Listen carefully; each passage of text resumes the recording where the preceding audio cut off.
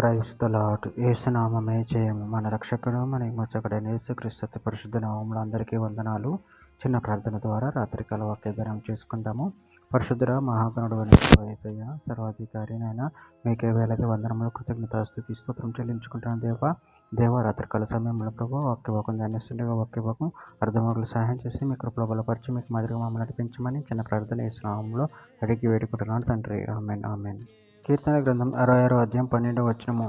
నరులు మా నెత్తి మీద ఎక్కినట్లు చేసితివి, మేము నిప్పులలోను నీళ్లలోను పడితిమి, ఆయనను నువ్వు సమృద్ధి గల చోటుకి మమ్ము రప్పించి ఉన్నావు. ఆమె దేవుడి వాక్య భాగం దీవించును గాక.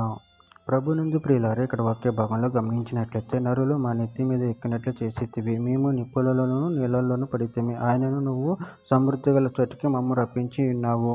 అదేవిధంగా వాక్య భాగంలో గమనించినట్లయితే యెషయా గ్రంథం 43వ అధ్యాయం 1-2 వచనాలు, అయితే యాకోబు నిన్ను సృజించిన వాడు యెహోవా, ఇజ్రాయేలు నిన్ను నిర్మించిన వాడు ఇలాగ సెలవిచ్చుచున్నాడు, నేను నిన్ను విమోచించి ఉన్నాను, భయపడకము, పేరు పెట్టి నిన్ను పిలిచి నన్ను నా సొత్తు. నువ్వు జలములలో బడి దాటునప్పుడు నేను నీకు తోడై ఉందును, నదులలో బడి వెళ్ళినప్పుడు అవి నీ మీద పొర్లి పారువు, నువ్వు అగ్ని మధ్యను నడిచినప్పుడు కాలిపోవు, జ్వాలలు నిన్ను కాల్చువు.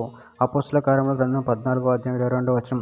శిష్యుల మనసులను దృఢపరిచి విశ్వాసం నందు నిలకడగా ఉండవలెను, అనేక శ్రమను అనుభవించి మనము దేవుని రాజ్యంలో ప్రవేశింపవలెను వారిని హెచ్చరించిరి. కీర్తనల గ్రంథం 33వ అధ్యాయం 19వ వచనం. యెహోవా దృష్టి ఆయన యందు భయభక్తులు గల వారి మీదను ఆయన కృప కొరకు కనిపెట్టు వారి మీదను నిలుచుచున్నది. కీర్తన గ్రంథం 40వ అధ్యాయం 2వ వచనము. నాశనకరమైన గొంతులో నుండి జగటి గల దొంగ ఊబిలో నుండి ఆయన నన్ను పైకెత్తును, నా పాదములు బండ మీద నిలిపి నా అడుగులు స్థిరపరిచెను. యాకోబు రాసిన పత్రిక 5వ అధ్యాయం 11వ వచనం. సహించిన వారిని ధన్యులను కొనుచున్నాము గదా, మీరు యోబు యొక్క సహనం గురించి వింటిరి, ఆయన ఎంతో జాలియు కనికరమును గలవాడని మీరు తెలుసుకొని ఉన్నారు.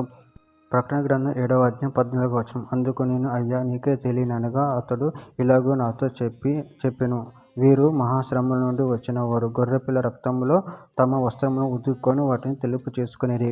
చివరిగా ఒక మాట. ప్రకటన గ్రంథం 7వ అధ్యాయం 17వ వచనంలో, ఏలియనగా సింహాసన మధ్యమందుండు గొర్రెపిల్ల వారికి కాపరి జలముల బుగ్గల యొద్దకు వారిని నడిపించును, దేవుడే వారి కన్నుల నుండి ప్రతి బాష్ప బిందును తుడిచివేయును. ఆమె దేవుడి వాక్య భాగం దీవించిన కాక చిన్న ప్రార్థన చేసుకుందాము. పరిశుద్ధుడ ప్రేమ కలిగిన యేసయ్యా, మీరు ఇచ్చిన వాక్యదానాన్ని బట్టి ప్రభు కృతజ్ఞతలు చెల్లించుకుంటాను తండ్రి. మీరే మాకు ప్రతి విధమైన ఇబ్బందులను శ్రమలను విడిపించి మమ్మల్ని రక్షించిన దేవుడా, మీ కృతజ్ఞతలు చెల్లించుకుని మీ ప్రేమలో కృపలో మమ్మల్ని నిరంతరం కాచి కాబట్టి మీకు మాదిరిగా మమ్మల్ని నడిపించమని చిన్న ప్రార్థన యేసు నామములో అడిగి వేడుకుంటున్నాను తండ్రి. ఆమేన్.